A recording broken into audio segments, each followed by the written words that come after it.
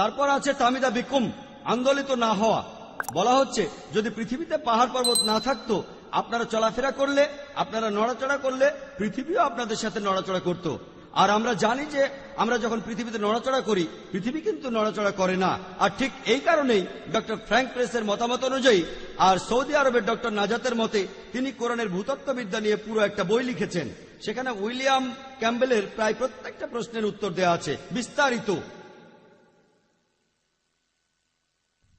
আর doctor William Campbell তার বইয়ে লিখেছেন, যদি পাহাড় পর্বত পৃথিবীর নড়াচড়া ঠেকায়, তাহলে পার্বত্য এলাকায় এত বেশি ভূমিকম্প হয় কেন? আমি বলছি, কোরআনে এমন কথা কোথাও বলা নেই যে পাহাড় ভূমিকম্প ঠেকায়। ভূমিকম্প হলো জিলজাল। আর আপনারা যদি অক্সফোর্ড ডিকশনারি দেখেন, ভূমিকম্প হয় পৃথিবীর ভূত্বকের বিভিন্ন আন্দোলন আর নড়াচড়ার জন্য, অথবা বিভিন্ন সিসমিক ওয়েভের কারণে, অথবা পাথরের ফাটলের জন্য, অথবা অগ্নুৎপাতের জন্য। কোরআনে জালজালার কথা বলা হয়েছে সূরা জিলজালের 30 পারায়, কিন্তু এখানে বলা হচ্ছে তামিদা বিকুম, যাতে পৃথিবীর সাথে তোমরাও আন্দোলিত না হও। এবারে আমি উত্তর দিয়ে বলি যে যদি পাহাড় ভূমিকম্প ঠেকায়, তাহলে পার্বত্য এলাকায় কেন সবচেয়ে বেশি ভূমিকম্প হয়?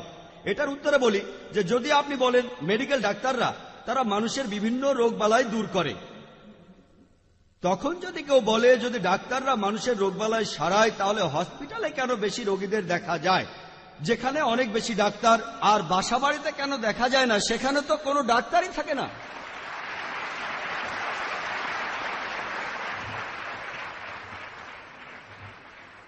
এবারে সমুদ্র তত্ত্ব নিয়ে বলি। পবিত্র কোরআনে আছে সূরা ফুরকানের 53 নম্বর আয়াতে যে আল্লাহ সুবহানাহু ওয়া তাআলা দুই দরিয়াকে প্রবাহিত করিয়াছেন, একটি মিষ্ট সুপেয়, অপরটি লোনা খড়। উভয়ের মধ্যে রাখিয়ে দিয়েছেন এক অন্তরায়, উভয়ের মধ্যে রাখিয়ে দিয়েছেন এক অনতিক্রম্য ব্যবধান। পবিত্র কোরআনে সূরা রহমানের 1920 নম্বর আয়াতে বলা হয়েছে, তিনি প্রবাহিত করিয়াছেন দুই দরিয়া, যাহারা পরস্পর মিলিত হয়, কিন্তু উহাদের মধ্যে রহিয়াছে এক অন্তরাল, যাহা উহারা অতিক্রম করতে পারে না, ইহা এক অনতিক্রম্য ব্যবধান। আগেকার দিনের লোকেরা ভাবত, কোরআন এখানে কি বলছে, আমরা মিষ্টি আর লোনা পানি সম্পর্কে জানি, কিন্তু এদের মধ্যে অন্তরায় আছে, একে অন্যের সাথে মেশে না।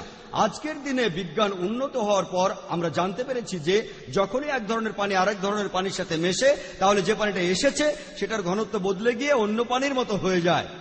নদী আর সমুদ্রের পানিতে এমন একটা জায়গা আছে যেটাকে কোরআনে বলা হয় বারজাক, অদৃশ্য অন্তরায়। আর অনেক বিজ্ঞানী কথা মেনে নিয়েছেন। এমনকি আমেরিকাতেও সেই বিজ্ঞানীর নাম ডক্টর হে, একজন সমুদ্রবিদ। আর ডক্টর উইলিয়াম ক্যাম্বেল তার বইতে লিখেছেন, এটা সবাই আগে থেকেই জানতো। সেই সময়ের জেলেরা দুই ধরনের পানির কথা জানতো, মিষ্টি আর লোনা পানি। আর নবী মুহাম্মদ সাল্লাল্লাহু আলাইহি ওয়াসাল্লাম একবার সিরিয়া গিয়েছিলেন, তখন তিনি হয়তো সমুদ্র দেখেছিলেন, অথবা জেলেদের সাথে তিনি কথা বলেছিলেন। মিষ্টি আর লোনা পানির কথা সবাই জানতো, মেনে নিলাম, কিন্তু মানুষ জানতো না যে এদের মধ্যে একটা অদৃশ্য অন্তরায় আছে। এই সেদিন জেনেছে। এখানে আপনারা যেটা দেখবেন সেটা হলো বারজাক, মিষ্টি পানিও না, লোনা পানিও না। প্রজনন তত্ত্বের কথা ডক্টর উইলিয়াম ক্যাম্বেল তার লেকচারের অর্ধেক সময় ধরে বলেছেন। এখানে তার প্রত্যেকটা পয়েন্ট ধরে যুক্তি খণ্ডনের মতো সময় আমার হাতে নেই। আমি অল্প কথায় উদ্ধৃতি দেব, আশা করি সেটা যথেষ্ট হবে ইনশাআল্লাহ। আর বিস্তারিত জানতে চাইলে আমার ভিডিও ক্যাসেট দেখতে পারেন, কোরআন ও আধুনিক বিজ্ঞান। অন্য ক্যাসেটও দেখতে পারেন, কোরআন ও চিকিৎসা বিজ্ঞান। একদল প্রজনন তত্ত্ব নিয়ে কোরআনের বিভিন্ন তথ্য আর হাদিসের কিছু তথ্য জোগাড় করে নিয়ে গিয়েছিল প্রফেসর কিথ মুরের কাছে। তিনি তখন কানাডার ইউনিভার্সিটি অব টরন্টোতে অ্যানাটমি বিভাগের চেয়ারম্যান এবং হেড অব দ্য ডিপার্টমেন্ট। কোরআনের বেশ কিছু অনুবাদ শোনার পর তার মতামত জানতে চাওয়া হলো। তিনি বলেছিলেন, কোরআন আর হাদিসের বেশিরভাগ কথাই আধুনিক প্রজনন তত্ত্বের সাথে সামঞ্জস্যপূর্ণ, তবে কিছু আয়াত আছে যেগুলোকে আমি সঠিক বলতে পারি না, আবার সেগুলোকে ভুলও বলতে পারি না, কারণ আমি এ সম্পর্কে তেমন কিছুই জানি না। আর এমন দুটো আয়াত হলো কোরআনের প্রথম নাজিল হওয়া দুটো আয়াত, সূরা ইকরা বা সূরা আলাকের প্রথম এবং দ্বিতীয় আয়াতে উল্লেখ আছে যে ইকরা বিসমি রাব্বিকাল্লাযী খালাক, খালাকাল ইনসানা মিন আলাক। পাঠ করো তোমার প্রতিপালকের নামে, যিনি সৃষ্টি করিয়াছেন, যিনি মানুষকে সৃষ্টি করিয়াছেন আলাক হইতে, যে বস্তুটা ঝুলে থাকে জোকের মতো দেখতে কিছু একটা।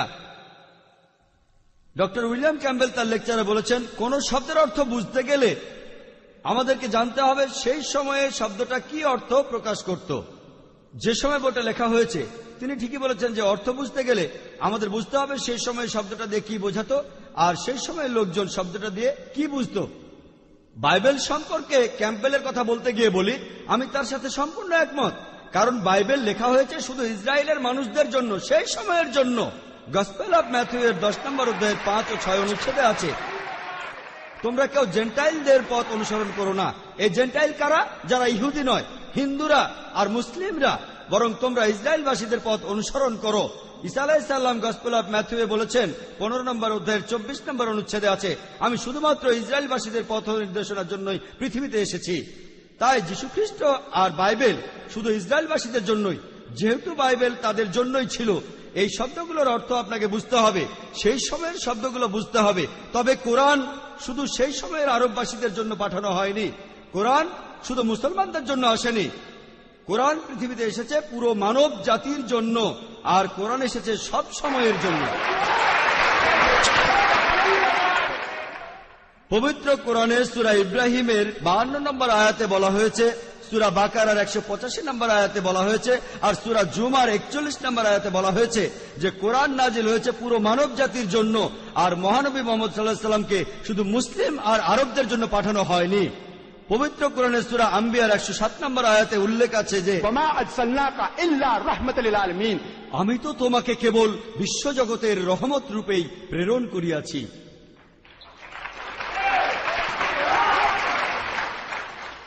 তাই যদি পবিত্র কোরআনের কথা বলেন, এর অর্থকে সেই সময়ের মধ্যে বেঁধে রাখতে পারেন না। কোরআন এসেছে চিরকালের জন্য। তাহলে আলাকা শব্দটার একটা অর্থ হলো জোকের মতো কোনো বস্তু বা যে বস্তুটা ঝুলে থাকে। তাই প্রফেসর কিথ মুর বলেছেন, আমি জানি না মানব ভ্রূণ প্রথমে জোকের মতো থাকে কিনা। তখন তিনি ল্যাবরেটরিতে গিয়ে একটা মাইক্রোস্কোপ দিয়ে ভ্রূণের প্রাথমিক অবস্থাটা দেখলেন আর জোকের একটা ছবির সাথে সেটা মেলালেন, আর এদের সাদৃশ্য দেখে তিনি অবাক হয়েছিলেন। ডক্টর উইলিয়াম ক্যাম্বেল আপনাদের এটারই অন্য চেহারা দেখিয়েছেন। বইটা যদি এভাবে দেখায়, এটা একটা আয়তক্ষেত্র, আর যদি এভাবে দেখায় তাহলে চেহারাটা হবে অন্যরকম। এই ডায়াগ্রামটা বইটাতে দেয়া আছে।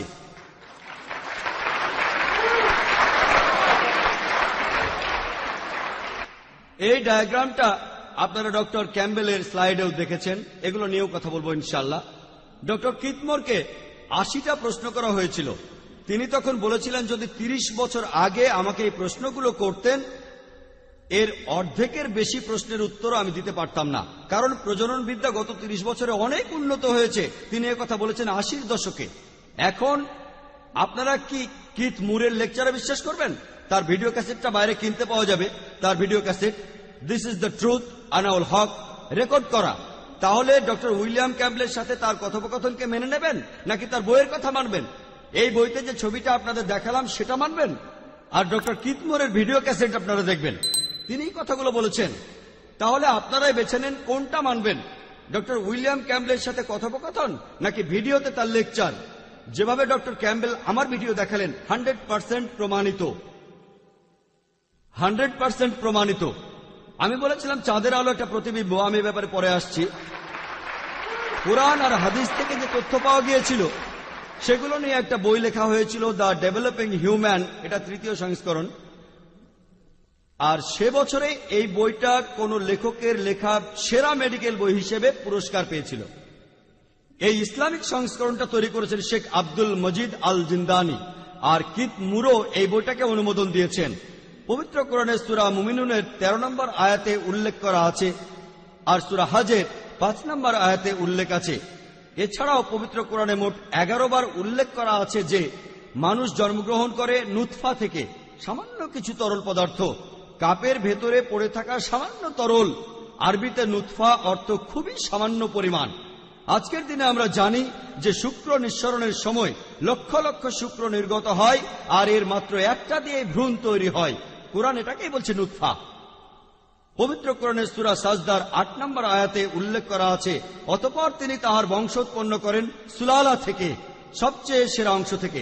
যে শুক্র থেকে ভ্রূণটা তৈরি হয় লক্ষ লক্ষ শুক্রের মধ্য থেকে, এটাকেই কোরআন বলছে সুলালা। এই সুলালা সবচেয়ে সেরা অংশ থেকে, সবচেয়ে সেরা অংশ। পবিত্র কোরআনের সূরা ইনসানের 2 নম্বর আয়াতে উল্লেখ করা আছে, আমি তো মানব জাতিকে সৃষ্টি করিয়াছি নুতফাতুন আমসাজ থেকে, মিলিত শুক্রবিন্দুর সামান্য অংশ থেকে। এখানে শুক্রবিন্দু আর ডিম্বাণু দুটোর কথাই বলা হয়েছে। ভ্রূণ গঠনের জন্য এই দুটোরই প্রয়োজন। আর কোরআনে ভ্রূণ তৈরি হওয়ার বিভিন্ন স্তর বিস্তারিতভাবে বর্ণনা করা হয়েছে। ডক্টর উইলিয়াম ক্যাম্বেল এ ব্যাপারে আপনাদের স্লাইড দেখিয়েছেন। এতে করে আমারও সুবিধা হয়েছে। পবিত্র কোরআনে সূরা মুমিনুনের 12 থেকে 14 নম্বর আয়াতে উল্লেখ আছে, এর অনুবাদটা হলো, আমি তো মানুষকে সৃষ্টি করিয়েছি নুতফা থেকে, সামান্য কিছু তরল পদার্থ থেকে, তারপর স্থাপন করি কারারেন মাকিনে, এক নিরাপদ আধারে, তারপর তাকে পরিণত করি আলাকে, জোকের মতো একটা বস্তু, যে বস্তুটা ঝুলে থাকে, জোড়া লাগা একটা রক্তপিণ্ড। তারপর সেই আলাকাকে পরিণত করি মুতগায়, এক টুকরো মাংসপিণ্ডে। তারপর একে পরিণত করি লাজমায়, অস্থিতে। তারপর এই অস্থিকে ঢাকিয়া দেয় লেহাম দ্বারা, গোস্ত দ্বারা। তারপর উহাকে গড়ে তুলি অন্য এক সৃষ্টিরূপে। অতএব সর্বোত্তম স্রষ্টা আল্লাহ কত মহান। কোরআনের 3টা আয়াতে ভ্রূণ গঠনের বিভিন্ন স্তর নিয়ে বিস্তারিত আলোচনা করা হয়েছে। প্রথমে নুতফাকে রাখা হয় একটি নিরাপদ আধারে, তারপর এটা আলাকায় পরিণত হয়। আলাকা শব্দটা 3টি অর্থ আছে। একটা হলো যে বস্তুটা ঝুলে থাকে, আর আমরা জানি ভ্রূণ গঠনের প্রথম দিকে ভ্রূণ জরায়ুর দেয়ালে ঝুলে থাকে এবং শেষ পর্যন্ত ঝুলেই থাকে। 2 নম্বর, এটার আরেকটা অর্থ হলো জোকের মতো একটা বস্তু। আর আমি আগেও বলেছি যে প্রথম অবস্থায় ভ্রূণ দেখতে অনেকটা জোকের মতো। শুধু জোকের মতো দেখতে নয়, এর ব্যবহারটা জোকের মতো। এই ভ্রূণ তখন মায়ের শরীর থেকে রক্ত গ্রহণ করতে থাকে। আর তৃতীয় অর্থটা ডক্টর উইলিয়াম ক্যাম্বেল বললেন যে এটা সঠিক অর্থ, জমে যাওয়া একটা রক্তপিণ্ড। আর এটাই পবিত্র কোরআনের একটা বৈজ্ঞানিক ভুল। আর আমিও মেনে নিচ্ছি যে ডক্টর ক্যাম্বেল একমত হননি। তিনি বললেন যে এটা কিভাবে একটা রক্তপিণ্ড হতে পারে, কারণ যদি সেটা হয়ে থাকে তাহলে পবিত্র কোরআন ভুল। আমি দুঃখের সাথে জানাচ্ছি, কোরআন ভুল বলেনি। এখানে এই সম্মানের সাথে বলছি, ডক্টর উইলিয়াম ক্যাম্বেলই ভুল বলেছেন। কারণ আজকের দিনে বর্তমানে প্রজনন তত্ত্বের অনেক উন্নতির পর, এমনকি ডক্টর কিথ মুরও তিনি বলেছেন যে ভ্রূণ গঠনের প্রাথমিক অবস্থায় এটাকে দেখায় অনেকটা জোকের মতো, এমনকি জমাট বাঁধা একটা রক্তপিণ্ডের মতো দেখায়। কারণ এই প্রাথমিক অবস্থায় আলাকায় পরিণত হওয়ার সময় 3 থেকে 4 সপ্তাহে রক্ত জমে একটা পিণ্ডে পরিণত হয়। আর ডক্টর উইলিয়াম ক্যাম্বেল আমার জন্য সুবিধা করে দিয়েছেন, আপনাদের স্লাইডগুলো দেখিয়েছেন। আপনাদের দেখতে অসুবিধা হতে পারে, তবে উনি এটাই আপনাদের স্লাইডে দেখিয়েছেন। আর ঠিক এই কথাটাই প্রফেসর কিথ মুর বলেছেন, একটা পিণ্ডের মতো দেখে মনে হয় একটা রক্তপিণ্ড। আর ভ্রূণ গঠনের 3 সপ্তাহের মধ্যে রক্ত চলাচল শুরু হয় না, এটা হয় আরো পরে। তাই এটাকে দেখায় একটা পিণ্ডের মতো। আর যদি আপনারা গর্ভপাতের পরে ভ্রূণটাকে দেখেন, এটাকে দেখায় একটা রক্তপিণ্ডের মতোই। মাত্র একটা কথায় ডক্টর উইলিয়াম ক্যাম্বেলের সব অভিযোগের উত্তর দেয়া যায়। কোরআনে ভ্রূণ গঠনের যে স্তরগুলোর কথা বলা আছে সেগুলো কেমন দেখতে সেটাই শুধু বলা হয়েছে। কেমন দেখতে প্রথমে বলছে, আলাকা কেমন দেখতে, জোকের মতো দেখতে অথবা রক্তপিণ্ডের মতো দেখতে। আর ডক্টর উইলিয়াম ক্যাম্বেল ঠিকই বলেছেন যে মহিলারা তার কাছে এসে বলেন, প্লিজ পিণ্ডটা বের করে দিন। এটাকে দেখায় একটা পিণ্ডের মতোই। আর এখানে বলা হয়েছে এটা কেমন দেখতে। এটা তৈরি হয়েছে এমন কিছু থেকে যেটা দেখতে পিণ্ডের মতোই, যেটাকে আবার জোকের মতো দেখায়,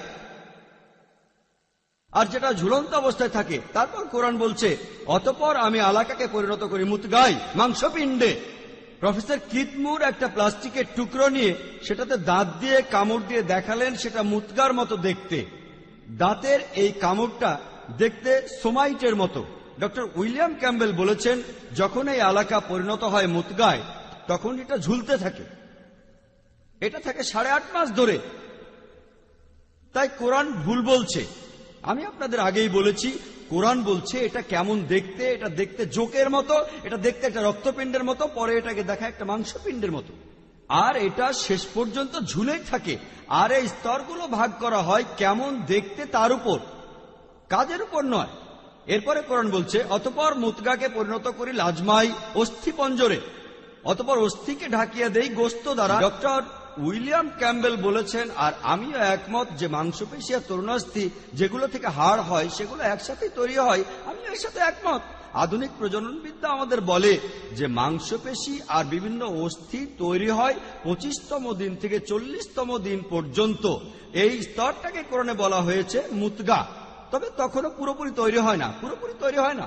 এরপরে 7ম সপ্তাহের শেষে এই ভ্রূণ মানুষের আকার নিতে থাকে। এই সময় হাড় তৈরি হয়।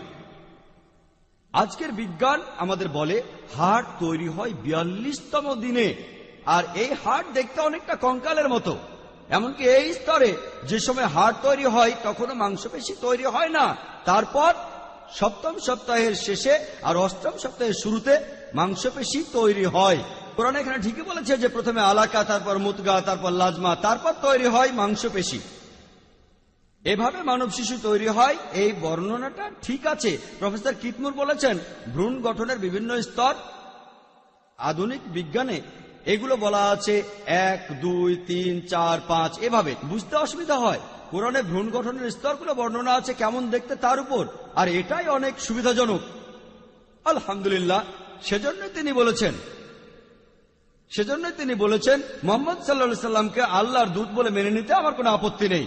আর পবিত্র কোরআন সর্বশক্তিমান ঈশ্বরের প্রেরিত আসমানি কিতাব। পবিত্র কোরআনে সূরা নিসার 56 নম্বর আয়াতে বলা আছে, এখানে বলা হয়েছে যন্ত্রণা সম্পর্কে। আগেকার দিনে ডাক্তাররা ভাবতো শুধু ব্রেনের কারণেই আমরা যন্ত্রণা অনুভব করতে পারি। আজকের দিনে আমরা জানি ব্রেনের পাশাপাশি আমাদের চামড়ায় কিছু রিসেপ্টর আছে যেগুলোর কারণে আমরা যন্ত্রণা অনুভব করি। এগুলোকে বলা হয় পেইন রিসেপ্টর। সূরা নিসার 56 নম্বর আয়াতে উল্লেখ আছে, যাহারা আমার আয়াতকে প্রত্যাখ্যান করে তাহাদিগকে অগ্নিতে দগ্ধ করিবই। যখনই তাহাদের চর্ম দগ্ধ হইবে তখনই উহার স্থলে নতুন চর্ম সৃষ্টি করিব, যাহাতে তাহারা শাস্তি ভোগ করে। তার মানে আমাদের চামড়ায় এমন কিছু আছে যেজন্য আমরা যন্ত্রণা অনুভব করি, যেটাকে কোরআনে বলা হচ্ছে পেন রিসেপ্টর। প্রফেসর তাগাদা শন, যিনি অ্যানাটমি বিভাগের head of the department Changmai ইউনিভার্সিটির, থাইল্যান্ডের, শুধু কোরআনের এই আয়াতটা শুনেই তিনি মুসলিম হয়ে গিয়েছিলেন।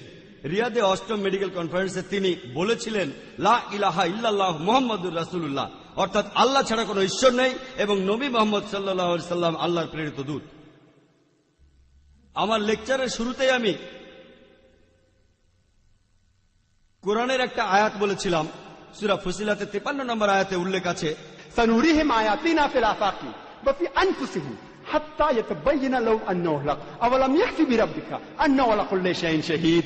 আমি উহাদের জন্য আমার নিদর্শনাবলী ব্যক্ত করিব বিশ্ব জগতে এবং উহাদের নিজেদের মধ্যে, ফলে উহাদের নিকট সুস্পষ্ট হইয়া উঠিবে যে উহাই সত্য।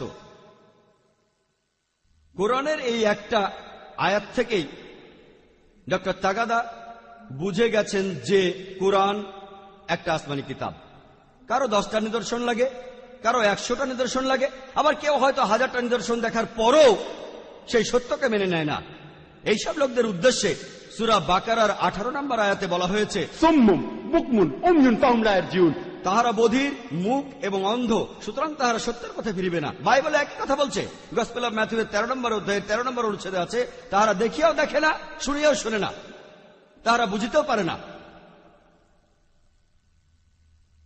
আর প্রজনন তত্ত্বের অন্যান্য বিষয় নিয়ে আমি পরে কথা বলবো ইনশাআল্লাহ, যদি সময় পাই। আমাকে এখানে অন্য বিষয় নিয়েও বলতে হবে, বিজ্ঞানের আলোকে বাইবেলকে নিয়ে বলতে হবে। এখানে শুরুতেই আপনাদের বলি, পবিত্র কোরআনের সূরা রাদের 38 নম্বর আয়াতে উল্লেখ আছে যে আমি অনেক আসমানি কিতাব প্রেরণ করিয়াছিলাম। এদের মধ্যে 4টার নাম বলা হয়েছে, তাওরাত, জাবুর, ইনজিল আর কোরআন। তাওরাত হলো সেই ওহী আসমানি কিতাব যেটা নাজিল হয়েছিল মুসা আলাইহিস সালামের উপর। জাবুর হলো সেই ওহী যেটা নাজিল হয়েছিল দাউদ আলাইহিস সালামের উপর। ইনজিল হলো সেই ওহী আসমানি কিতাব যেটা নাজিল হয়েছিল ঈসা আলাইহিস সালামের উপর। আর কোরআন হলো সর্বশেষ এবং চূড়ান্ত আসমানি কিতাব যেটা নাজিল হয়েছিল সর্বশেষ নবী মুহাম্মদ সাল্লাল্লাহু আলাইহি সাল্লামের উপর। এটা পরিষ্কার করে বলি সবাইকে যে এই বাইবেলকে খ্রিস্টানরা ঈশ্বরের কথা বলে বিশ্বাস করেন। আমরা মুসলিমরা সেটাকে ইনজিল বলে মানি না, যেটা ঈসা আলাইহিস সালামের উপর নাজিল হয়েছিল। আমাদের মুসলিমদের মতে এই বাইবেল, এখানে ঈশ্বরের নিজের কথা থাকতে পারে, তবে এছাড়াও এখানে নবীর কথা আছে, ঐতিহাসিকের কথা আছে, অসম্ভব আর অশ্লীল কথার পাশাপাশি আরো প্রচুর পরিমাণে বৈজ্ঞানিক ভুলও রয়েছে। যদি বাইবেলে বিভিন্ন বৈজ্ঞানিক বিষয়ের কথা বলেন, সেগুলো থাকতেই পারে, কেন থাকবে না? বাইবেলের কিছু কথা তো ঈশ্বরই বলেছেন, কিন্তু বৈজ্ঞানিক ভুলের ব্যাপারে কি বলবেন? কি বলবেন বৈজ্ঞানিক ভুলের ব্যাপারে? এখানে কি বলবেন ঈশ্বর ভুল করেছেন? আমি খুবই পরিষ্কার করে বলতে চাই আমার খ্রিস্টান ভাই বোনদের, আমার লেকচারে আমি কোনো খ্রিস্টানকে আঘাত দিতে চায় না। যদি আমার কথায় আপনারা আঘাত পেয়ে থাকেন তাই আগেই ক্ষমা চেয়ে নিচ্ছি। আমি এখানে শুধু এই কথাটাই বলতে চাই যে ঈশ্বরের নিজের কথার মধ্যে এমন বৈজ্ঞানিক ভুল থাকতে পারে না। যেমন ঈসা আলাইহিস সালাম নিজেই বলেছেন, সত্যকে খুঁজতে থাকো, এই সত্য তোমাকে মুক্ত করিবে। আমাদের ওল্ড টেস্টামেন্ট আছে, নিউ টেস্টামেন্ট আছে। এবার আমরা সর্বশেষ আর চূড়ান্ত টেস্টামেন্ট অনুসরণ করব, সেটা হলো পবিত্র কোরআন। এখানে যদি ডক্টর উইলিয়াম ক্যাম্বেলের কথা বলেন, আমি তার সাথে আরো সহজ হতে পারি, কারণ উনি একটা বই লিখেছেন, the Quran and the Bible in the light off history and science. উনি তার লেকচার দিয়েছেন। উনি একজন মেডিকেল ডাক্তার। উনার সাথে আমার ফর্মাল হওয়ার তেমন প্রয়োজন নেই। অন্যান্য খ্রিস্টান ভাই বোনদেরকে আমি বলছি, আমার কথায় যদি আঘাত পান সেজন্য ক্ষমা চেয়ে নিচ্ছি। আসুন এবার আমরা দেখি আধুনিক বিজ্ঞান সম্পর্কে বাইবেল কি বলে। প্রথমেই আমরা দেখব জ্যোতির্বিদ্যা। বাইবেলে বিশ্বজগৎ সৃষ্টির কথা বলা হয়েছে। প্রথম গ্রন্থ বুক অব জেনেসিস, প্রথম অধ্যায়। এখানে বলা আছে সর্বশক্তিমান ঈশ্বর আকাশমণ্ডলী আর পৃথিবী তৈরি করলেন 6 দিনে। এখানে সন্ধ্যা আর সকালের কথা বলা আছে, অর্থাৎ 24 ঘন্টায় হচ্ছে একদিন। আজকের বিজ্ঞান আমাদের বলে 24 ঘন্টার হিসেবে 6 দিনে বিশ্বজগৎ তৈরি করা কোনোভাবেই সম্ভব হবে না। কোরআনে বলা হয়েছে 6টা আয়াম। এই আরবি শব্দটা এক বচনে ইয়াম আর বহু বচনে আয়াম। এর অর্থ হতে পারে 24 ঘন্টার একদিন অথবা খুব লম্বা সময়, একটা ইয়াম, একটা যুগ। বিজ্ঞানীরা আমাদের বলেন যে এটা মানতে তাদের কোনো আপত্তি নেই যে বিশ্বজগৎ 6টা লম্বা সময়ের স্তরে তৈরি। 2 নম্বর পয়েন্ট, বাইবেলে আছে জেনেসিসের প্রথম অধ্যায়ের 3 থেকে 5 অনুচ্ছেদে যে আলোর সৃষ্টি প্রথম দিনে। জেনেসিসের প্রথম অধ্যায়ের 14 থেকে 19 অনুচ্ছেদে এইসব আলোর উৎস, নক্ষত্র, সূর্য ইত্যাদি সৃষ্টি হয়েছিল 4র্থ দিনে। আলোর উৎস কিভাবে 4র্থ দিনে সৃষ্টি হয়, যেখানে আলো সৃষ্টি করা হয়েছিল প্রথম দিনে? এটা অবৈজ্ঞানিক। এরপরে বাইবেলে আছে প্রথম অধ্যায়ের 9 থেকে 13 অনুচ্ছেদে পৃথিবী সৃষ্টি হয়েছে 3য় দিনে। পৃথিবী না থাকলে দিন আর রাত পাবেন কোত্থেকে? পৃথিবী ঘোরে বলে দিন আর রাত হয়। পৃথিবী না থাকলে দিন আর রাত পাবেন কোত্থেকে? 4 নম্বর পয়েন্ট, জেনেসিস প্রথম অধ্যায় 9 থেকে 13 অনুচ্ছেদে আছে পৃথিবী সৃষ্টি হয়েছে 3য় দিনে। জেনেসিস প্রথম অধ্যায় 14 থেকে 19 অনুচ্ছেদে আছে সূর্য আর চাঁদ সৃষ্টি হয় 4র্থ দিনে। আজকের বিজ্ঞান আমাদের বলে যে পৃথিবী হলো সূর্যের একটা অংশ। পৃথিবী কোনোভাবেই সূর্যের আগে আসতে পারে না। এটা অবৈজ্ঞানিক। 5 নম্বর পয়েন্ট, বাইবেলের বুক অব জেনেসিসের প্রথম অধ্যায়ের 11 থেকে 13 অনুচ্ছেদে আছে যে শাকসবজি, লতাপাতা, ঝোপঝাড়, গাছপালা সৃষ্টি হয়েছে এগুলো 3য় দিনে। আর সূর্য জেনেসিসের প্রথম অধ্যায়ের 14 থেকে 19 অনুচ্ছেদে আছে সূর্য 4র্থ দিনে। সূর্যের আলো না থাকলে গাছপালা এলো কিভাবে? সূর্যের আলো ছাড়া বাঁচবে কিভাবে? 6 নম্বর পয়েন্ট, যে বাইবেলে বলা হয়েছে জেনেসিসের প্রথম অধ্যায়ের 16 অনুচ্ছেদে আছে যে ঈশ্বর 2টো আলো সৃষ্টি করলেন। একটা বৃহৎ আলো অর্থাৎ সূর্য শাসন করবে দিনকে, আর একটা ক্ষুদ্র আলো অর্থাৎ চাঁদ শাসন করবে রাতকে। এর সঠিক অনুবাদ যদি আপনারা হিব্রু ভাষায় বাইবেল পড়েন, এটা হলো প্রদীপ। প্রদীপ যার নিজেরই আলো আছে। ব্যাপারটা আরো ভালোভাবে বুঝতে পারবেন যদি আপনারা 2টো অনুচ্ছেদই পড়েন, জেনেসিসের প্রথম অধ্যায়ের 16 আর 17 অনুচ্ছেদ। 17 অনুচ্ছেদ বলছে, আর সর্বশক্তিমান ঈশ্বর তাদের স্থাপন করিলেন পৃথিবীকে আলো দেওয়ার জন্য। পৃথিবীকে আলো দেওয়ার জন্য অর্থাৎ সূর্য আর চাঁদ এই দুটোরই নিজস্ব আলো আছে। আর এই কথাটা আধুনিক বিজ্ঞানের সাথে সামঞ্জস্যপূর্ণ নয়। অবশ্য অনেক খ্রিস্টান যুক্তি দেখান। তারা বলেন বাইবেলে যে 6 দিনের কথা বলা হয়েছে এটা আসলে লম্বা একটা সময়। কোরআনে যেভাবে বলা হয়েছে 24 ঘন্টা সময়ের দিন নয়। এটাও অযৌক্তিক। আপনারা বাইবেলেই দেখবেন সন্ধ্যা আর সকাল, এখানে 24 ঘন্টার দিন বোঝানো হয়েছে। কিন্তু এখানে যদি আমি একমত হয়ে বলি সমস্যা নেই, আপনাদের এই কথাটা না হয় মেনে নিলাম। এতে করেও আপনারা মাত্র 2টো বৈজ্ঞানিক ভুলের সমাধান করতে পারবেন। 6 দিনের সমস্যা, দ্বিতীয় সমস্যাটা যে প্রথম দিনে আলো, 3য় দিনে পৃথিবী। অন্য 4টা সমস্যা কোনোভাবে সমাধান নেই। কেউ একথাও বলেন যে দিনগুলো যদি 24 ঘন্টার হয়ে থাকে তাহলে গাছপালা কেন আলো ছাড়া 24 ঘন্টা বাঁচবে না? আমি এখানে বলবো, যদি আপনারা বলেন যে গাছপালা সূর্যের আগে সৃষ্টি হয়েছিল আর আলো ছাড়া 24 ঘন্টা বেঁচে ছিল, আমার কোনো আপত্তি নেই। তবে আপনি একই সাথে সময়টাকে 24 ঘন্টার সময় আর লম্বা একটা সময় বলতে পারবেন না। যদি বলেন এটা লম্বা সময়, তাহলে 1 আর 3 নম্বরের সমাধান হবে, তারপরও 4টা বাকি থাকবে। যদি বলেন সময়টা 24 ঘন্টার একদিন, তাহলে শুধু 5 নম্বরের সমাধানটা হবে, 5টা সমস্যা আরো বাকি থাকবে। এটাও অবৈজ্ঞানিক। আমি ডক্টর উইলিয়ামের উপর ছেড়ে দিচ্ছি, হয় তিনি বলবেন এটা হলো লম্বা সময় আর এখানে মাত্র 4টা বৈজ্ঞানিক ভুল আছে, অথবা এটা 24 ঘন্টার সময় আর এখানে বিশ্বজগতের সৃষ্টির ব্যাপারে মাত্র 5টা বৈজ্ঞানিক ভুল আছে। এবার পৃথিবীর সম্পর্কে বলি। পৃথিবীতে অনেক বিজ্ঞানী বলার চেষ্টা করেছেন যে পৃথিবী কিভাবে ধ্বংস হবে। অনুমান, এটা ঠিক হতে পারে আবার ভুলও হতে পারে। তবে হয় পৃথিবী একদিন ধ্বংস হবে, নয়তো চিরদিন টিকে থাকবে। দুটো ঘটনাই একসাথে ঘটতে পারে না, এটা অবৈজ্ঞানিক। কিন্তু ঠিক এই কথাটাই বাইবেলে বলা আছে। বাইবেলেই উল্লেখ আছে বুক অব হিব্রুর 1ম অধ্যায়ের 10 থেকে 11 অনুচ্ছেদে। এছাড়াও আছে বুক অব সামের 102 অধ্যায়ের 25 ও 26 অনুচ্ছেদে যে সর্বশক্তিমান ঈশ্বর আকাশমণ্ডলী আর পৃথিবী সৃষ্টি করেছেন আর এগুলো ধ্বংস হয়ে যাবে। ঠিক উল্টো কথাটা বলা হয়েছে বুক অব এক্লেসিস্টিক্সে 1ম অধ্যায়ের 4 অনুচ্ছেদে আর বুক অব সামের 78 অধ্যায়ের 69 অনুচ্ছেদে যে পৃথিবী চিরদিন টিকে থাকবে। আমি ডক্টর উইলিয়াম ক্যাম্বেলের উপরে ছেড়ে দিলাম, তিনি বলবেন এই দুটো অনুচ্ছেদের কোনটা অবৈজ্ঞানিক, প্রথম অনুচ্ছেদগুলো না দ্বিতীয় অনুচ্ছেদগুলো। একটা এখানে অবশ্যই অবৈজ্ঞানিক, দুটো একসাথে হতে পারে না। পৃথিবী চিরদিন টিকে থেকে আবার ধ্বংস হতে পারে না, এটা অবৈজ্ঞানিক। এবারে আকাশমণ্ডলী সম্পর্কে বলি। বাইবেলে আছে যোবের 26 অধ্যায়ের 11 অনুচ্ছেদে যে আকাশমণ্ডলীর স্তম্ভ কাঁপিয়ে উঠিবে। পবিত্র কোরআনে সূরা লুকমানের 10 নম্বর আয়াতে উল্লেখ আছে যে আকাশমণ্ডলী নির্মাণ হয়েছে স্তম্ভ ব্যতীত। আপনারা দেখেন না, দেখতে পান না যে আকাশের কোথাও কোনো স্তম্ভ নেই? বাইবেল বলছে আকাশের স্তম্ভ আছে, শুধুমাত্র আকাশমণ্ডলীর স্তম্ভ আছে এটা নয়। বাইবেলে আছে স্যামুয়েলের 1ম গ্রন্থে 2য় অধ্যায়ের 8 অনুচ্ছেদে, এছাড়াও আছে বুক অব জবের 9 অধ্যায়ের 6 অনুচ্ছেদে আর বুক অব সামের 75 অধ্যায়ের 3 অনুচ্ছেদে যে এমনকি পৃথিবীরও স্তম্ভ আছে। আমরা এবার দেখব বিভিন্ন খাবার দাবারের ব্যাপারে বাইবেল কি বলে। বাইবেলে আছে বুক অব জেনেসিসে 1 নম্বর অধ্যায়ের 29 অনুচ্ছেদে যে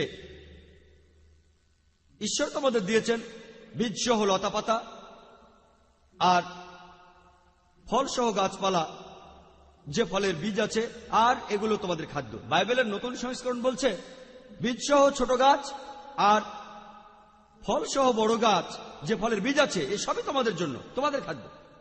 আজকের দিনে আমরা প্রায় সবাই জানি যে পৃথিবীতে বেশ কিছু বিষাক্ত গাছ রয়েছে, যেমন ওয়াইল্ড বেরি, স্ট্রিকনিন, ধুতুরা। বিষাক্ত রস থাকে যেমন অ্যালকালয়েড, পলিএন্ডার, বাকাইপয়েড। এগুলো যদি আপনার শরীরে যায়, যদি খেয়ে ফেলেন, তাহলে আপনি মারাও যেতে পারেন। কিভাবে এই বিশ্ব জগৎ আর মানুষ জাতির সৃষ্টিকর্তা এটা জানলেন না যে যদি আপনি এগুলো খান তাহলে মারা যাবেন? আশা করি ডক্টর উইলিয়াম ক্যাম্বেল তার রোগীদের এই গাছগুলো খেতে বা ফল খেতে বলবেন না। বাইবেলে সত্যিকারের বিশ্বাসীকে চেনার জন্য একটা বৈজ্ঞানিক পরীক্ষার কথা বলা আছে। এটার উল্লেখ আছে গসপেল অফ মার্কে 16 নম্বর অধ্যায়ের 17 আর 18 অনুচ্ছেদে। বলা আছে যে সত্যিকারের বিশ্বাসীদের কিছু নিদর্শন থাকবে, আর সেগুলো হলো যীশু খ্রিস্টের নামে তারা শয়তানকে তাড়াবে, তারা কথা বলবে বিদেশি ভাষায়, নতুন ভাষায়, তারা হাত দিয়ে সাপ ধরবে, আর তারা বিষ পান করবে, তাদের কোনো ক্ষতি হবে না। তারা যদি অসুস্থ মানুষের মাথায় হাত রাখে তারা সুস্থ হয়ে যাবে। এটা একটা বৈজ্ঞানিক পরীক্ষা। আর বিজ্ঞানের ভাষায় বললে একজন সত্যিকারের খ্রিস্টান বিশ্বাসীকে চেনার কনফার্মিটি টেস্ট। বিগত 10 বছরে আমি কয়েক হাজার খ্রিস্টানের সাথে কথা বলেছি, মিশনারিদের সাথেও। আমি এ পর্যন্ত একজন খ্রিস্টানকেও দেখিনি যে বাইবেলের এই কনফার্মিটি টেস্টে পাস করতে পারে। আমি এমন কোন খ্রিস্টানকে দেখিনি এই বিষ খেতে, আমি দেখিনি যে এই বিষ খাবে আর মারা যাবে। আর বিজ্ঞানের পরিভাষায় এই পরীক্ষাকে ফলসিফিকেশন টেস্ট বলা হয়। অর্থাৎ যদি কোনো ভুল লোক এই পরীক্ষা দেওয়ার চেষ্টা করে, বিষ খায়, সে মারা যাবে।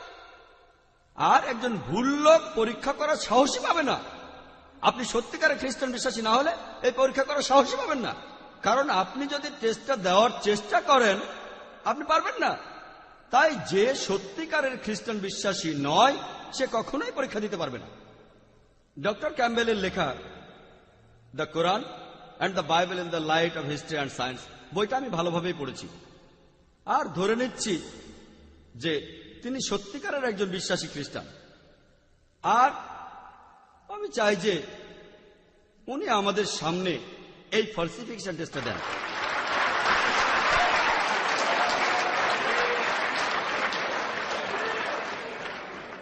প্লিজ আপনারা কোনো চিন্তা করবেন না, আপনারা কোনো চিন্তা করবেন না। আমি ডক্টর উইলিয়াম ক্যাম্বেলকে বিষ খেতে বলবো না, কারণ আজকের আলোচনায় আমি এখানে শেষ করতে চাই না। আমি যেটা বলবো, আমি শুধু ওনাকে বিদেশি ভাষায় কথা বলতে বলবো, নতুন ভাষায়। আর আপনারা হয়তো অনেকেই জানেন যে ইন্ডিয়া এমন একটা দেশ যেখানে মানুষ হাজারটা ভাষায় কথা বলে। আমি ওনাকে শুধু বলবো যে এই তিনটি শব্দ 100 রুপি, এটা 17টা ভাষায় বলতে। ইন্ডিয়াতে সরকারি ভাষা মাত্র 17টি। আর আমি ডক্টর ক্যাম্বেলকে সহজ করে দিচ্ছি, আমার কাছে 100 রুপির একটা নোট আছে, আর এই 17টা ভাষায় এই নোটে লেখা আছে। ইংরেজি আর হিন্দিতেও আছে। আমি তাকে প্রথমটা বলে দিচ্ছি, 100 রুপিয়া হিন্দিতে। বাকি 15টা ভাষা এখানে লেখা আছে। আমি ওনাকে অনুরোধ করব, আমি জানি বাইবেল বলছে তারা বিদেশি ভাষা নিজে থেকেই বলতে পারবে, পড়ারও দরকার নেই।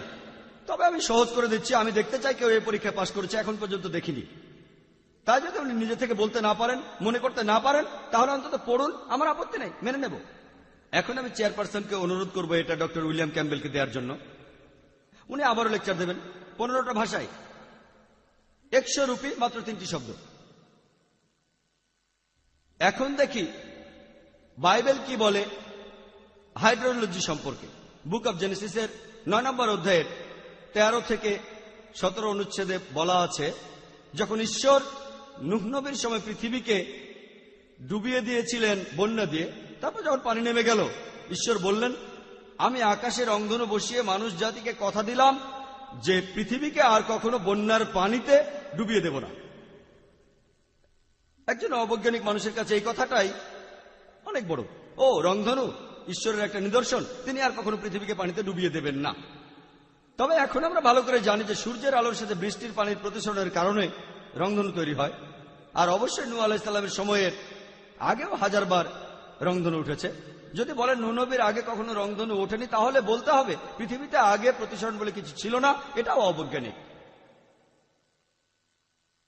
মেডিসিনের ব্যাপারে বলতে গিয়ে বাইবেল বলছে, বুক অব লেভিটিকাস 14 নম্বর অধ্যায়ের 49 থেকে 53 অনুচ্ছেদে, এখানে কোনো বাড়িকে প্লেগ বা কুষ্ঠ রোগ থেকে মুক্ত করার নতুন একটা উপায় বলা হয়েছে।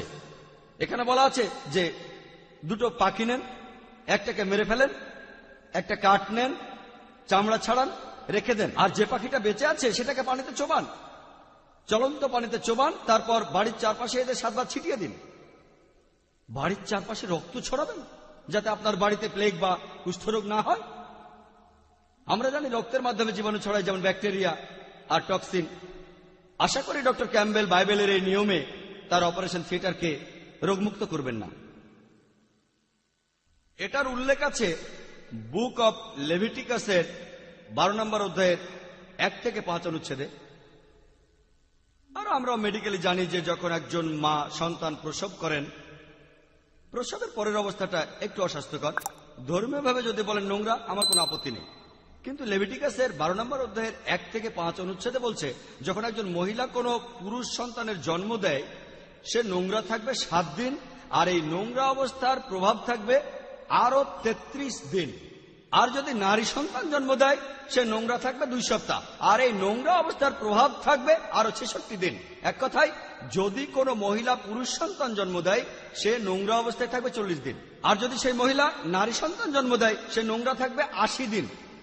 আমি ডক্টর উইলিয়াম ক্যাম্বেলকে বলবো এটার একটা বৈজ্ঞানিক ব্যাখ্যা দিতে, কিভাবে একজন মহিলা দ্বিগুণ সময় নোংরা অবস্থায় থাকে যদি সে নারী সন্তান জন্ম দেয়। এমনটা হওয়ার কারণ কি? বাইবেলে কোন ব্যভিচারীকে চেনার খুব সুন্দর একটা পরীক্ষা আছে। কিভাবে বুঝবেন একজন মহিলা ব্যভিচার করেছে? এটা আছে বুক অব নাম্বারসের 5 নম্বর অধ্যায়ের 11 থেকে 31 অনুচ্ছেদে। আমি এখানে সংক্ষেপে বলছি। বলা হয়েছে যে যাজক একটা পাত্রে কিছু পবিত্র পানি নেবেন, মেঝে থেকে ধুলো নেবেন এবং সেটা পানিতে মেশাবেন, আর এটাই হলো তেতো পানি। এই পানিকে অভিশাপ দিয়ে ওই মহিলাকে দেবেন। যদি সেই মহিলা ব্যভিচার করে থাকে আর এই পানি খায়, তার শরীরে এই অভিশাপ চলে যাবে, তার পেট ফুলে যাবে, উরু পচে যাবে, আর তাকে সব মানুষ অভিশাপ দেবে। যদি সেই মহিলা ব্যভিচার না করে থাকে তাহলে তার কিছুই হবে না, সে একেবারে পরিষ্কার থাকবে। একজন মহিলা ব্যভিচার করেছে কি করেনি সেটা জানার একটা ভালো সুন্দর উপায়। আজকের দিনের এই পৃথিবীতে অনেকগুলো কেস ঝুলে আছে পৃথিবীর বিভিন্ন দেশে, বিভিন্ন ধরনের কোর্টে। এগুলোতে বাদী হয়ে কেউ অভিযোগ করেছে যে অমুক মহিলা ব্যভিচার করেছে। আমি খবরটা নিউজ পেপারে পড়েছি আর মিডিয়াতেও খবরটা দেখলাম যে এই মহান দেশের প্রেসিডেন্ট মিস্টার বিল ক্লিন্টন বছর 2 আগে একটা নারী কেলেঙ্কারিতে জড়িয়ে পড়েছিলেন। আমি বুঝি না যে আমেরিকার কোর্ট কেন এখানে তেতো পানির পরীক্ষাটা করছে না। ক্লিন্টন তাহলে অভিযোগ থেকে মুক্তি পেয়ে যাবে।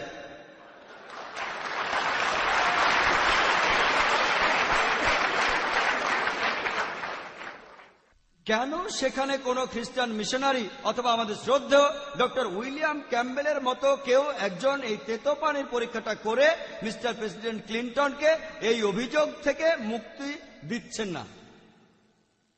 গণিত শাস্ত্র এমন একটা বিদ্যা যেটা বিজ্ঞানের একটা গুরুত্বপূর্ণ অংশ। গণিত দিয়ে বিভিন্ন সমস্যার সমাধান করা যায়। বাইবেলে হাজারটা বৈজ্ঞানিক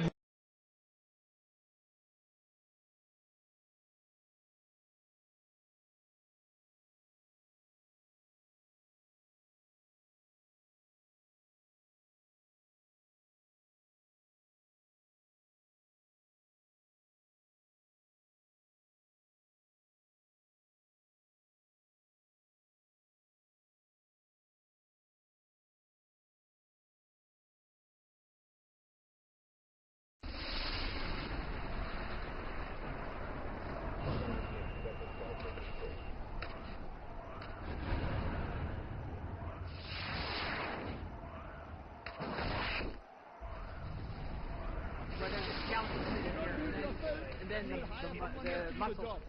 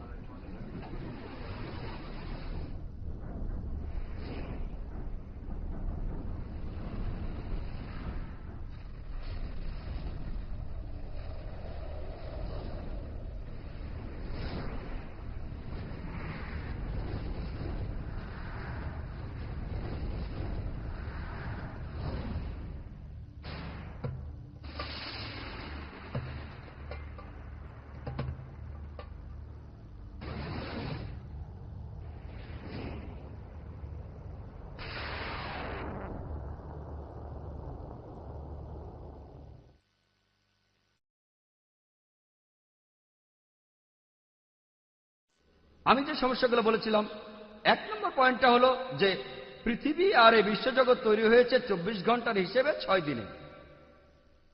আলো আগে, তারপর আলোর উৎস এসেছে। 2 নম্বর পয়েন্ট। 3, পৃথিবী সৃষ্টি হওয়ার আগে দিন রাত সৃষ্টি হয়েছে। পয়েন্ট নাম্বার 4, সূর্যের আগে পৃথিবী সৃষ্টি হয়েছিল। 5 নম্বর পয়েন্ট, পৃথিবীতে আলো আসার আগে গাছপালা তৈরি হয়েছিল। 6 নম্বর পয়েন্ট, চাঁদের যে আলো সেটা তার নিজস্ব আলো। 7 নম্বর পয়েন্ট, এই পৃথিবীটা ধ্বংস হয়ে যাবে নাকি চিরদিন থাকবে। 8 নম্বর পয়েন্ট, পৃথিবী স্তম্ভের উপরে আছে। 9 নম্বর পয়েন্ট, আকাশমণ্ডলে স্তম্ভে আছে। 10 নম্বর পয়েন্ট, ঈশ্বর বলেছেন তোমরা সব ধরনের গাছপালা আর ফলমূল খেতে পারো, যেগুলো বিষাক্ত সেগুলো। 11 নম্বর পয়েন্ট, ফলসিফিকেশন টেস্টের সেই পরীক্ষা যেটা আছে মার্কের 16 নম্বর অধ্যায়ের 17 আর 18 অনুচ্ছেদে। 12 নম্বর পয়েন্ট, একজন মহিলা দ্বিগুণ সময় নোংরা থাকবে যদি সে পুরুষ সন্তান জন্ম না দিয়ে নারী সন্তানের জন্ম দেয়। 13 নম্বর পয়েন্ট, পাখির রক্ত দিয়ে কোনো বাড়িকে প্লেগ আর কুষ্ঠরোগ থেকে মুক্ত করা। 14 নম্বর পয়েন্ট, আপনি কিভাবে তেতো পানি দিয়ে ব্যভিচারের পরীক্ষা করবেন। 15 নম্বর পয়েন্ট, 60টিরও কম অনুচ্ছেদে 18টি সমস্যা আছে এজরা 2য় অধ্যায় আর নেহেমিয়া 7ম অধ্যায়ে। আমি 18টাকে আলাদা আলাদা ধরছি না, সব মিলিয়ে একটা সমস্যা ধরছি। 16 নম্বর পয়েন্ট, এই 2 অধ্যায়ের সংখ্যা দুটো এক নয়। 17 নম্বর পয়েন্ট, 200 জন নারী পুরুষ গান গেয়েছিল নাকি 245 জন গান গেয়েছিল। 18 নম্বর পয়েন্ট, জোহাচিনের বয়স কি 18 ছিল নাকি 8 ছিল যখন সে রাজা হয়। 19 নম্বর পয়েন্ট, তিনি কি 3 মাস শাসন করেছেন নাকি 3 মাস 10 দিন। 20 নম্বর পয়েন্ট, সলোমন 2000 বার গোসল করেছিলেন নাকি 3000 বার। 21 নম্বর পয়েন্ট হলো যে বাদশা কিভাবে মারা যাওয়া 10 বছর পর জুদা রাজ্য দখল করল। 22 নম্বর পয়েন্ট হলো সর্বশক্তিমান ঈশ্বর বলেছেন আমি আকাশের অঙ্গন বসিয়ে মানুষ জাতিকে কথা দিলাম যে পৃথিবীকে আর কখনো বন্যায় ডুবিয়ে দেব না। আমি এখানে মাত্র 22টা সমস্যার কথা বললাম, এছাড়াও বাইবেলে আরো শখানেক বৈজ্ঞানিক ভুল আছে। বৈজ্ঞানিক ভুল, আশা করি ডক্টর উইলিয়াম ক্যাম্বেল সমস্যাগুলো নিয়ে কথা বলবেন, আর উনি এখানে একমত হয়ে আলোচনা করুন অথবা ভিন্ন মত হয়ে। যদি তিনি যুক্তি মেনে চলেন তিনি কখনোই বৈজ্ঞানিকভাবে এই 22টা সমস্যার সবগুলোর সমাধান কোনোভাবে দিতে পারবেন না। আমরা মানি যে যীশুখ্রিস্ট আল্লাহর নবী, তার উপরে ইনজিল নাজিল হয়েছিল। এই বাইবেল এটা ইনজিল নয়, এখানে ঈশ্বরের কথা থাকতে পারে, তবে অবৈজ্ঞানিক কথাগুলো ঈশ্বরের কথা নয়। আমি আমার লেকচার শেষ করার আগে পবিত্র কোরআন থেকে একটা উদ্ধৃতি দেব। সূরা বাকারার 79 নম্বর আয়াতে উল্লেখ আছে, فويل للذين يكتبون الكتاب بأيديهم ثم يقولون هذا من عند الله ليشتروا به ثمنا قليلا فويل لهم مما كتبت أيديهم وويل لهم مما يكسبون। দুর্ভোগ তাহাদের জন্য যাহারা নিজ হাতে কিতাব রচনা করে এবং তুচ্ছ মূল্য প্রাপ্তির জন্য বলে ইহা আল্লাহর নিকট হইতে। তাহাদের হাত যাহারা রচনা করিয়াছে তাহার শাস্তি তাহাদের, যাহারা উপার্জন করিয়াছে তাহার শাস্তি তাহাদের। ওয়া আখিরু দাওয়ানা আলহামদুলিল্লাহি রাব্বিল আলামিন।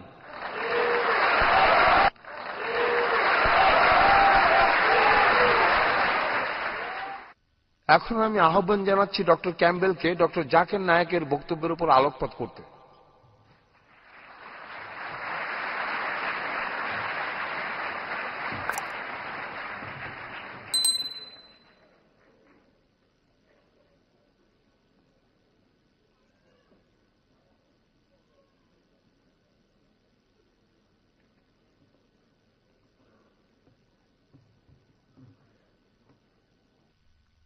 ডক্টর নায়েক বেশ কিছু গুরুতর সমস্যার কথা বলেছেন।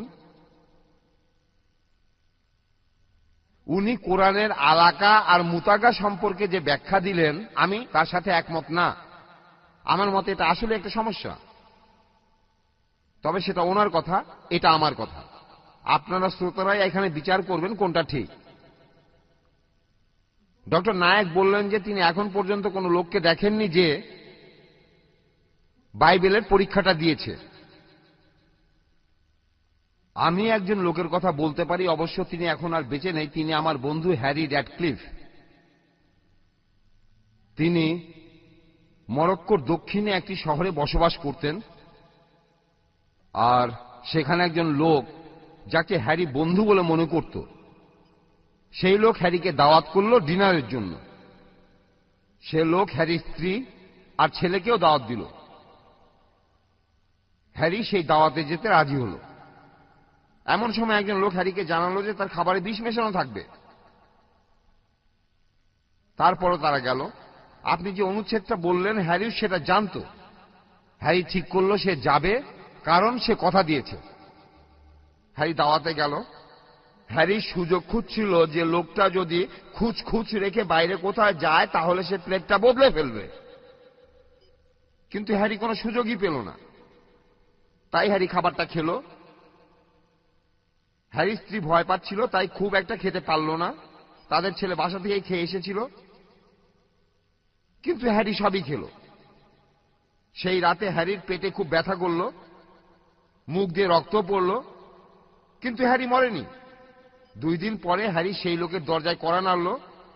লোকটা দরজা খুলে হ্যারিকে দেখে একেবারে ফ্যাকাশে হয়ে গেল, আর হ্যারি তাকে ডিনারের জন্য ধন্যবাদ জানালো। আপনি বললেন, তাই এই সম্পর্কে একটা উদাহরণ দিলাম। আর আপনি বললেন যে যিশুকে শুধুমাত্র পাঠানো হয়েছে শুধুমাত্র ইহুদিদের জন্যই, জেন্টাইলদের জন্য নয়। কিন্তু পবিত্র কোরআনেই বলা আছে, সূরা মরিয়মে আছে, একজন ফেরেশতা মরিয়মকে এসে বলল, 21 নম্বর আয়াতে আছে যে যীশু খ্রিস্ট মানুষের জন্য একটি নিদর্শন আর স্রষ্টার নিকট হইতে একটা অনুগ্রহ। মার্কের 14 অধ্যায় 9 অনুচ্ছেদ, একজন মহিলা এসে যিশুর পায়ে তেল মাখল।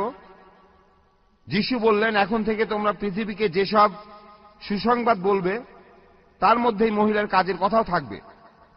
ম্যাথিউর 28 অধ্যায়ে যিশু যখন স্বর্গে যাওয়ার জন্য তৈরি হচ্ছেন, তিনি শিষ্যদের বললেন, গসপেলগুলো পুরো পৃথিবীতে ছড়িয়ে দাও। এটা পরস্পর বিরোধী কথা নয়। তিনি মৃত্যুর আগে তার শিষ্যদের বলেছেন, ইহুদিদের অনুসরণ করো, কারণ ইহুদিদের একটা বড় ধরনের সুযোগ আছে। একটা গল্প আছে, বাইবেলের মধ্যে আছে। এটাকে গল্প না বলে আসলে বলা উচিত ইতিহাস। যিশু একটা ডুমুর গাছের কাছে আসছেন। গাছটাতে 3 বছর ধরে কোনো ফল হচ্ছিল না। তাই লোকজন যিশুকে প্রশ্ন করল, আমরা কি গাছটা কেটে ফেলব? যিশু তখন উত্তরে বললেন, না, গাছটাকে আরো 1 বছর পরিচর্যা করে দেখো কোনো ফল দেয় কিনা। এসবই আসলে একটা রূপক কাহিনী ইসরায়েল সম্পর্কে। তিনি ইসরায়েলবাসীকে 3 বছর দীক্ষা দেওয়ার পর আরো বছরখানেক ছিলেন। অন্য আরেকটা রূপকে আছে যে যিশু তার শিষ্যদের বললেন, তোমাদের কাছ থেকে ঈশ্বরের আশীর্বাদ কেড়ে নিয়ে জেন্টাইলদের দেয়া হবে।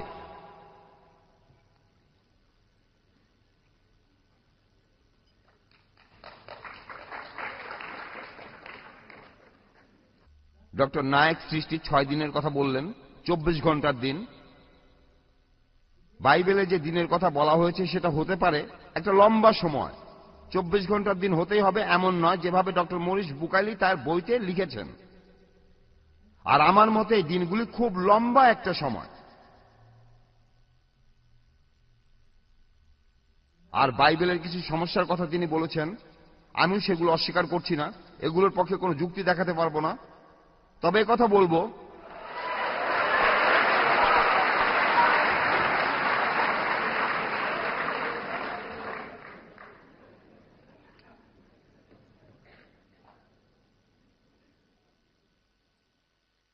ডক্টর নায়েক এখানে 2 প্রকার পানির কথা বলেছেন, মিষ্টি পানি আর নোনা পানি। আমি ওনার এই ব্যাখ্যার সাথে একমত নই। পবিত্র কোরআনে আছে যে সর্বশক্তিমান ঈশ্বর তিনি প্রবাহিত করেন 2 দরিয়া, যারা পরস্পর মিলিত হয়, কিন্তু উহাদের মধ্যে রহিয়াছে এক অন্তরাল, যাহা উহারা অতিক্রম করিতে পারে না। সুতরাং তোমরা তোমাদের প্রতিপালকের কোন অনুগ্রহ অস্বীকার করিবে?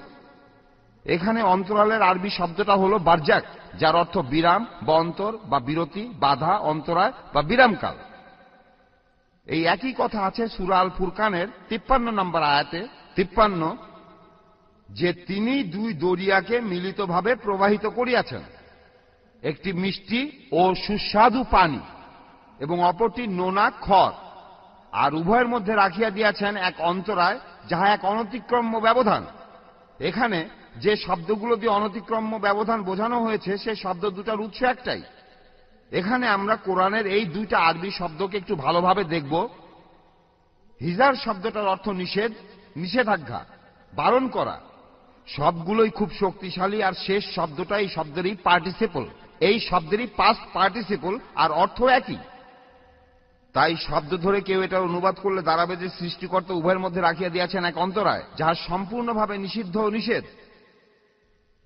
ডাক্তার বুকাইল এটা সংক্ষেপে আলোচনা করেছেন, আর তিনি সবশেষে স্বীকার করেছেন যে 2 দরিয়ার পানি সমুদ্রে মিশে যায়। আমার এক বিজ্ঞানী বন্ধু বলেছেন যে সমুদ্রের পানি আর নদীর পানি বিচ্ছিন্নভাবে আলাদা হয়ে থাকে। এই পানি দুটো আলাদাই থাকে, তবে কোনো অন্তরায় থাকে না। থার্মোডাইনামিক্স বলে সমুদ্রের নোনা পানি আর নদীর মিষ্টি পানি খুব সহজেই একে অপরের সাথে মিশে যায়। একমাত্র অন্তরায় হলো সময়। নোনা পানির সাথে মিষ্টি পানি মিশে যেতে অনেক সময় লাগে। আমি এখানে আপনাদের একটা ছোট্ট উদাহরণ দিতে পারবো। আমার এক বন্ধু থাকতো তিউনিসিয়ায়, আর তার কাজ ছিল, তার পেশা অক্টোপাস শিকার করা। একবার আমি তার সাথে বেরোলাম আর নৌকা থেকে লাফ দিয়ে সাগরে সাঁতার কাটছিলাম, আর তখনই সামনে একটা ছোট্ট খাড়ি পড়ল। তখন খেয়াল করলাম যে উপরের পানিটা ঠান্ডা আর নিচের পানিটা উষ্ণ গরম। আমি ভাবলাম এটা কিভাবে হলো, উপরের পানি ঠান্ডা আর নিচের পানি গরম। একটু পরে বুঝলাম যে উপরের ঠান্ডা পানিটা প্রবাহিত হয়ে আসছে একটা নদী থেকে, আর নোনা পানিটা ভারী, তাই এই নোনা পানিটা নিচে চলে যাচ্ছে, আর ঠান্ডা মিষ্টি পানি রয়েছে উপরে। তাই এখানে আসলে কোনো অন্তরায় নেই।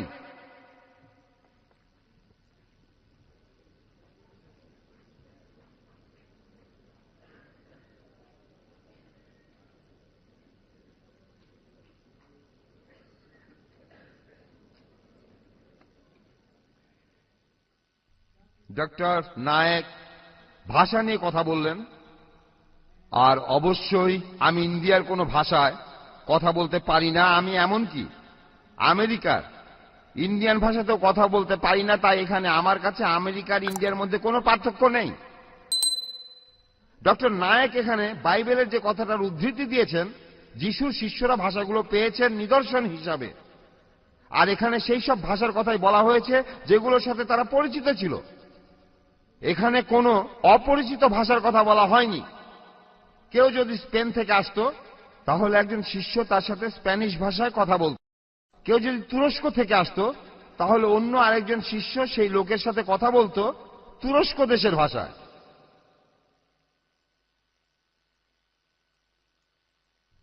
আর এখন আমি আপনাদের সাথে অন্য একটি বিষয় নিয়ে কথা বলবো। আমি বলবো সাক্ষীদের কথা। ডিউটারোনমিতে ঈশ্বর মুসাকে বলেছেন একজন নবীর বৈশিষ্ট্য হল তার ভবিষ্যৎবাণী ফলে যাবে। এলাইজা এখানে একটা দৃষ্টান্ত, কোরআনের ভাষায় ইলিয়াস। তিনি রাজার কাছে গিয়ে বললেন যে আমি আদেশ না দিলে কোনো বৃষ্টি হবে না। তারপর 6 মাস কোনো বৃষ্টি হলো না, 1 বছর বৃষ্টি নেই। একবার তিউনিসিয়ায় 1 বছর বৃষ্টি হয়নি, 2 বছর বৃষ্টি হলো না, 3 বছর গেল, 3.5 বছর গেল। তখন এলাইজা রাজার কাছে গেলেন আর বললেন আমাদের মধ্যে প্রতিযোগিতা হবে। তারা তখন কার্মেল পাহাড়ে উঠে প্রতিযোগিতায় নামল, আর রাজা হেরে গেল। কোরআনেও আছে যে নবী ইলিয়াস রাজার সাথে জিতে গিয়েছিলেন। তারপর এলাইজা সেখানে হাঁটু গেড়ে বসলেন আর বৃষ্টির জন্য প্রার্থনা করলেন। তারপর বৃষ্টি হল। এখানে এলাইজা হলেন প্রথম সাক্ষী যে আমার আদেশ ছাড়া কোনো বৃষ্টি হবে না। এখানে তিনিই প্রথম সাক্ষী। যখন ঈশ্বর পৃথিবীতে বৃষ্টি নামালেন, এলাইজা তখন হাঁটু গেড়ে বসেছিলেন। ঈশ্বর এখানে দ্বিতীয় সাক্ষী। আরেকটা উদাহরণ দেই। খ্রিস্টপূর্ব 750 সালে ইহুদিদের নির্বাসনে পাঠানো হবে। ভবিষ্যৎবাণীটা ছিল তাদের নির্বাসনে পাঠানো হবে। তারপর সাইরাস তাদের ফিরিয়ে আনবে। এই সাইরাসটা আবার কে? এর 250 বছর পরে সাইরাস নামে পারস্য দেশের এক রাজা ইহুদিদের ইসরায়েলে ফেরত পাঠালেন, প্যালেস্টাইনে ফেরত পাঠালেন, আর লন্ডনের সাইরাস সিলিন্ডারেও এই কথা লেখা রয়েছে। এখন আমাদের প্রশ্ন হল, যিশু কি ভবিষ্যৎবাণী করেছিলেন? তিনি কি অলৌকিক কিছু করেছেন? তার ভবিষ্যৎবাণী কি ফলেছিল?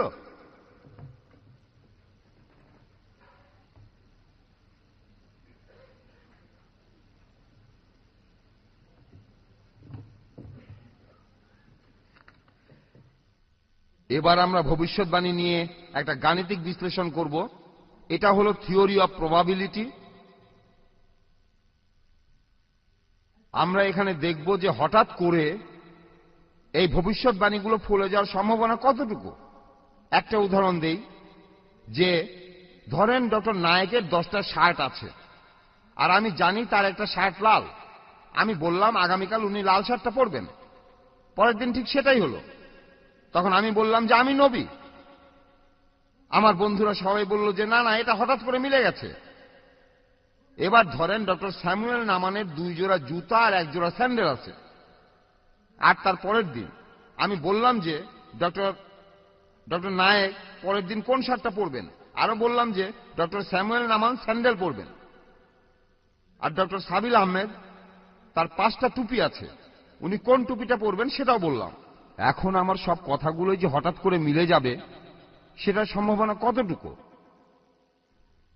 চলে গেছে। যাই হোক, এখন আপনারা গুণ করেন 1/10 গুণ 1/5 গুণ 1/3, তাহলে আপনারা পেলেন 1/150।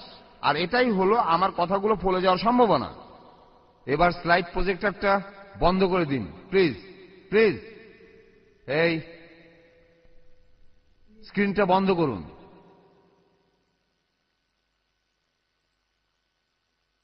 আচ্ছা, সময় চলে যাচ্ছে, আমরা এবার 10টা ভবিষ্যৎবাণী দেখব। প্রথমটা হলো, এখানে আমরা শুধু সম্ভাবনাটা দেখব।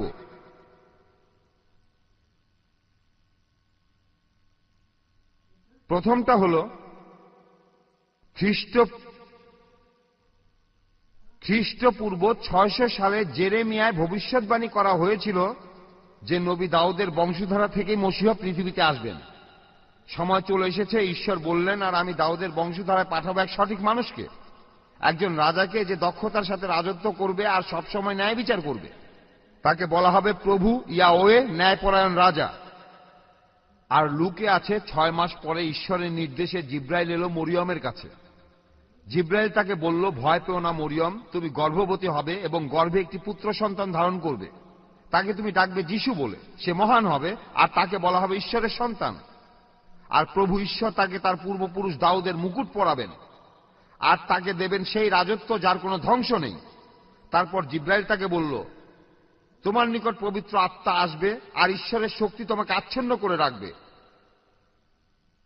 তাই যে সন্তানের জন্ম হবে তাকে বলা হবে পবিত্র।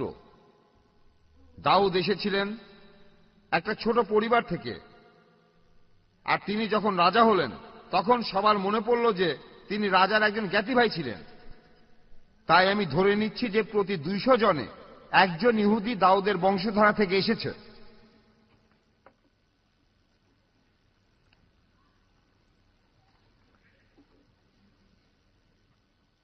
দ্বিতীয় ভবিষ্যৎবাণী, বেথেলহেমে একজন চিরজীবী রাজা জন্মগ্রহণ করবেন। মাইকা খ্রিস্টপূর্ব 750 সালে। কিন্তু তোমরা হে বেথেলহেম নগরবাসী, তোমাদের সাথে তো জুদায়ের সদৃশ্য কম, তবে তোমাদের ভেতর থেকেই আসবেন ইসরায়েলের রাজা, যার বংশলতিকা প্রাচীন আর মর্যাদা সম্পন্ন। জোসেফ আর মেরি নাজারেত শহরের দক্ষিণে বাস করতেন। তখন অগাস্টাস সিজার একটা আদমশুমারি করবেন, তাই জোসেফ মেরিকে নিজের শহর বেথেলেমে নিয়ে গেল। আর লুকে উল্লেখ আছে যে জোসেফ গ্যালিলি থেকে চলে গেলেন নাজারেত শহর ছেড়ে জুদেয়ায়, দাউদের শহরে, যাকে বলা হতো বেথেলহেম, কারণ তিনি জন্মগ্রহণ করেছিলেন দাউদের বংশলতিকায়। আর তারা যখন সেখানে পৌঁছল, মেরি তখন পুত্র সন্তানের জন্ম দিল। এখন বেথেলহেমে জন্মানোর সম্ভাবনা কতটুকু ছিল? সে সময় প্রায় 20 লক্ষ, প্রায় 200 কোটি মানুষ খ্রিস্টপূর্ব 750 সাল থেকে সে সময় পর্যন্ত জন্মেছিল। আর বেথেলহেমের লোক সংখ্যা ছিল 7,000। তাই প্রতি 2,80,000 মানুষের মধ্যে একজন বেথেলহেমে জন্মেছিলেন। তৃতীয় ভবিষ্যৎবাণী, মসিহের জন্য রাস্তা তৈরি করবেন একজন প্রেরিত দূত। এটা আছে খ্রিস্টপূর্ব 400 সালে মেলাকির 3য় অধ্যায়। শোনো তোমরা, আমি আমার রাস্তা তৈরি করার জন্য একজন দূত পাঠাবো, আর তোমরা যে প্রভুকে খুঁজছো তিনি সহসা এসে উপস্থিত হবেন তোমাদের নিকট, যে দূতের প্রতিশ্রুতি দেয়া হয়েছে। অপেক্ষা করো, তিনি আসছেন। এ কথাই জানালেন ঈশ্বর। আর জনের গসপেলে পরের দিন জন দা ব্যাপটিস্ট, ইয়াহিয়া ইবনে জাকারিয়া যিশুকে তার কাছে আসতে দেখলেন আর বললেন, দেখো, ঈশ্বরের পুত্র এসেছেন, যিনি পৃথিবীর সব পাপ মুছে দেবেন।